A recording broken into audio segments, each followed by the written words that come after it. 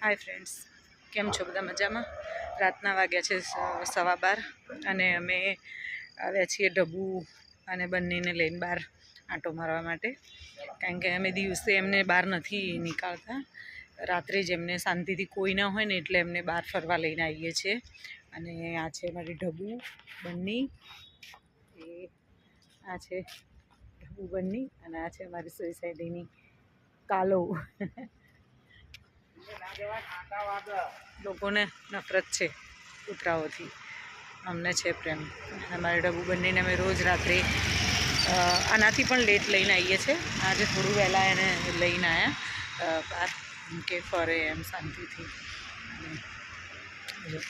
મારી બંને 5-6 દિવસ વચ્ચે બીમાર રહી, પણ અત્યારે હવે એને સારું છે એટલે હવે બહાર ફરે હરે છે. પહેલાં વચ્ચે 5-6 દિવસ તો એને ખાવાનું ને બધું છોડી દીધું હતું અને બહાર પણ નથી આવતી, પણ અત્યારે તો એને બિલકુલ આરામ છે અને બહાર ફરે બી છે. વ્યવસ્થિત જમવા બમવાનું બધું જ એનું વ્યવસ્થિત છે અને ફરે છે.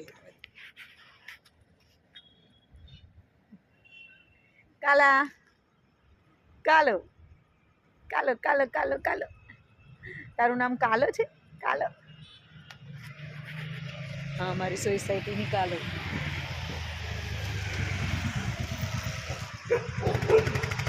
બીજા આવ્યા જો, એક છે સીયુ અને બીજું છે બ્લેકી. આ પણ અમારી સોસાયટીના છે. 6-7 ડોગ છે.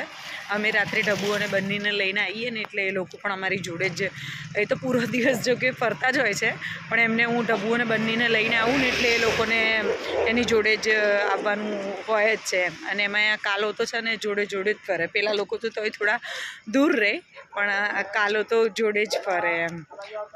કાલો ચલો સામે ચલો, લડવાનું નહીં કોઈએ, બધા જોડે જોડે.